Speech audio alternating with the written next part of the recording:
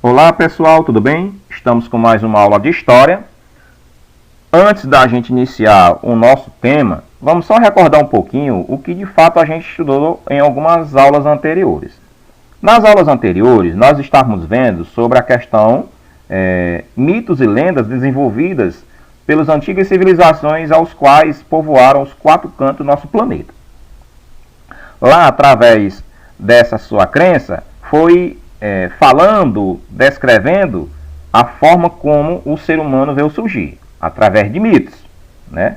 Hoje, nós vamos tratar de um assunto também complementar este, só que com mais intensidade. O que nós vamos ver é um estudo sobre os primeiros seres humanos aqui na Terra. E o nosso ponto de partida vai ser a África. A África vai ser o nosso berço de estudo em relação àquilo que é pertinente a estudar sobre os seres humanos. E é claro que a história vai desenvolver os seus estudos, vai explicar que o ser humano passou por um processo evolutivo, né? E até chegar ao que nós somos hoje. Mas nós vamos ver também que alguns fatos de interferência aconteceram, alguns fenômenos naturais aconteceram para a questão do desenvolvimento do ser humano, tá certo? Então vamos lá? Vamos iniciar com a pergunta de partida. Você sabe o que é pré-história? Bom, gente, é um período da história que teve início com o surgimento do homem há mais ou menos 7 milhões de anos e terminou com a invenção da escrita, há 4.000 a.C., aproximadamente. É durante esse período que se deu um lento processo de transformações nos hominídeos que conduziu ao homem atual. Vale ressaltar, gente, que os fenômenos da natureza elas influenciaram muito no desenvolvimento desta forma humana ao qual nós estamos até a forma atual. E nós sabemos que a própria natureza em si, ela é responsável pelas várias transformações aos quais são pertinentes aos seres vivos. E o ser humano não está de fora desse processo aí, tá bom? Conhecendo nossos ancestrais. Como nós estávamos vendo lá no início da nossa aula, a história da humanidade começou na África, com as alterações climáticas, ocorridas há 12 milhões de anos atrás, alteraram as paisagens, obrigando o nosso mais antigo antepassado a adaptar-se às condições naturais. E como nós podemos ver nessa imagem aqui, nós iremos entender como é que ocorreu a adaptação de cada espécie dessa aqui ao longo da sua vida na natureza.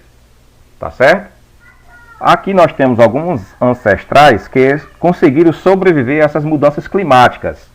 Os australopitecos, o homem habilis, o homem erecto, o homem neandertalense, o homem sapiens. Claro que eles usaram as suas habilidades de acordo com as condições que eles tinham para sobreviver.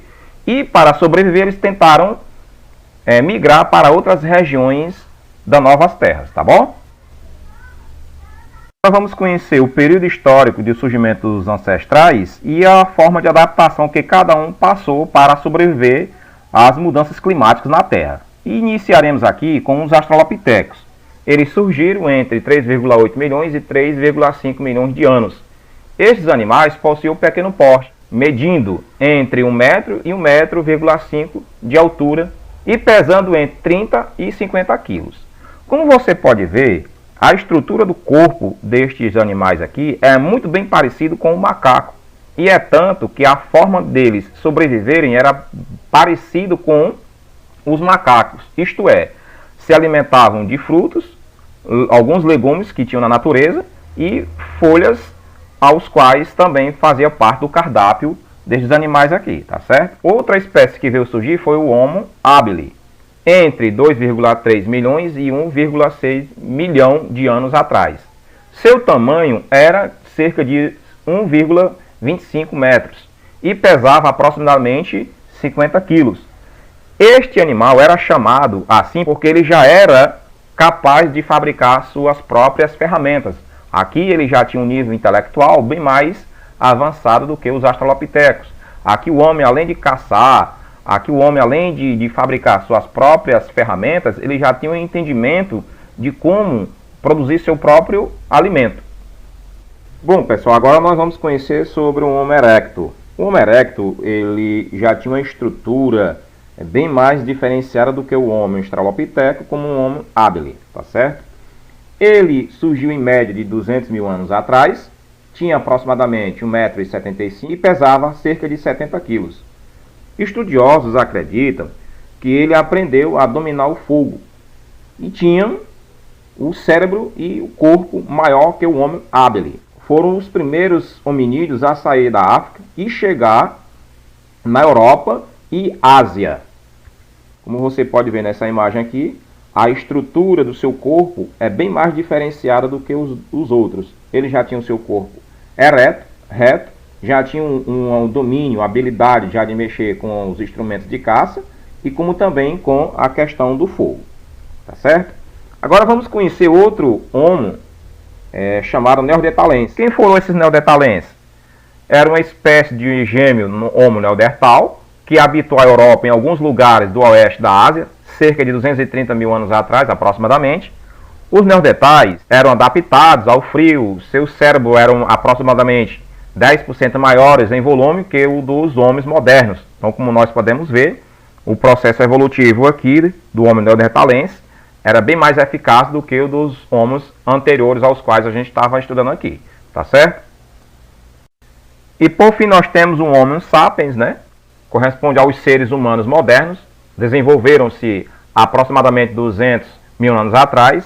Aqui praticamente ele já tinha habilidade já suficiente de articular o pensamento, a questão até da própria migração, além de fabricar suas ferramentas e outras mais. E a comprovação está que há cerca de 12 mil anos atrás, com o congelamento do estreito e baixo no nível das águas do Oceano Glacial Ártico, permitiram a migração do homem pré-histórico asiático para a América. E estudos apontam ter encontrado vestígios pré-históricos no sítio de Clovis, localizado no Novo México, nos Estados Unidos. Quanto ao Brasil, né, nós temos aí um estudo comprovado, né, onde Luzia é um fóssil humano mais antigo encontrado na América do Sul, no início dos anos de 1970, em solo brasileiro, nas escavações da Lapa Vermelha, no município de Pedra do Leopoldo, em Minas Gerais, foi encontrado este vestígio histórico de um fóssil humano. Então, como nós podemos ver, Brasil também faz parte deste estudo para encontrar os achados dos nossos antepassados.